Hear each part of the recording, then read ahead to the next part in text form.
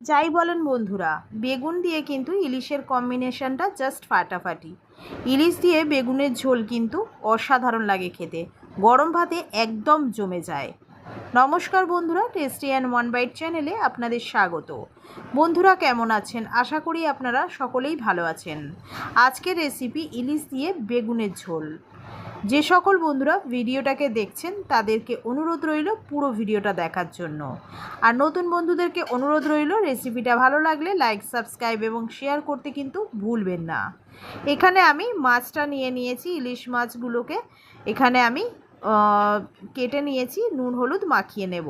আর বেগুন কেটে নিয়েছি, এর সঙ্গে কিন্তু আমি আলু দেব, সেগুলোকেও আমি কেটে নিয়েছি। তো এখানে আমি লবণ আর হলুদ দিয়ে প্রথমে মাছটাকে মাখিয়ে নিচ্ছি।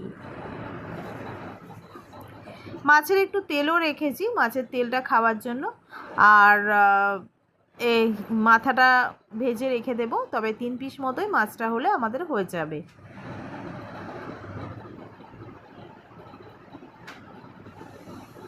মাছগুলো নুন হলুদ মাখানো হয়ে গেছে, রেস্টে রেখে দিলাম 10 মিনিট। কড়াইতে দিয়ে দিলাম সরিষার তেল।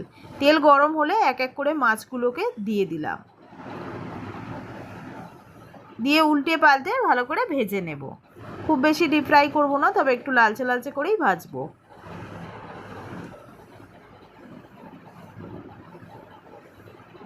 ভাজা হয়ে গেলে আমি এক এক করে ইলিশ মাছগুলোকে তুলে নিলাম। ওই তেলে হাফ চা চামচ কালো জিরে, একটা কাঁচা লঙ্কা ফোড়নে দিয়ে ভালো করে নাড়াচাড়া করে ফোড়নটাকে ভেজে নিয়ে আলুগুলোকে যে লম্বা লম্বা করে কেটে রেখেছিলাম ধুয়ে নিয়ে এর মধ্যে দিয়ে দিলাম। দিয়ে নাড়াচাড়া করে একটু হালকা লালচে করে ভেজে নিয়েছি। এরপরে দিয়ে দিলাম বেগুনগুলোকে, দিয়ে ভালো করে নাড়াচাড়া করে নিচ্ছি।